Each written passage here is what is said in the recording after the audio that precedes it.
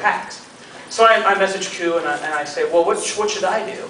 And he says, well, you know, you're in, but go ahead and go through the official system so that email will go to Amber, and then it's in her system, she won't forget.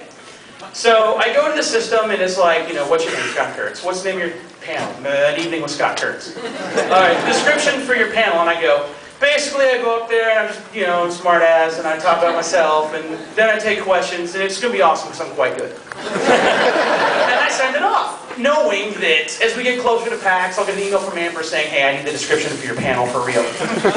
So like, a month ago, it's like, hey, PAX speaker, your schedule's up. And it's like, and now that is the official description.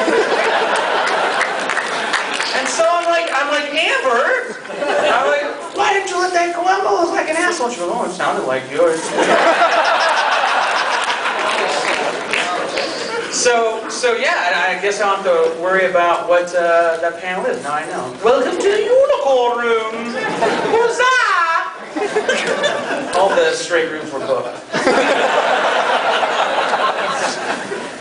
I wanted to be in the I ain't gay room, but no, don't be mad at me. We were constructing that joke outside. Brad's mad at me. And so I'm like, all right, what's the room that I wanted to be in? And we're brainstorming, and I go, what about the shut up faggot? And then we all go, no, that's cool to say with your friends because they know you're not homophobic. But if you say it up there, then Brad gives me this look like, if you don't say it, I'll know you're weak. So now I've kind of said it, right? Shut up, faggot.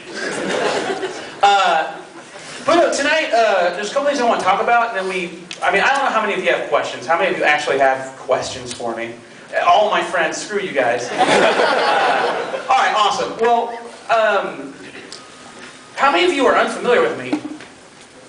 Kristen? Dang. All right, good. Well, the first thing I want to talk about tonight is kind of my origin story. I was bitten by a radioactive fat guy.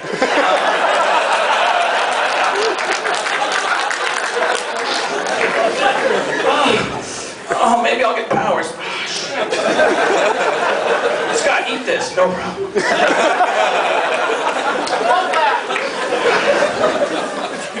That joke would have gone much better 2 years ago. But,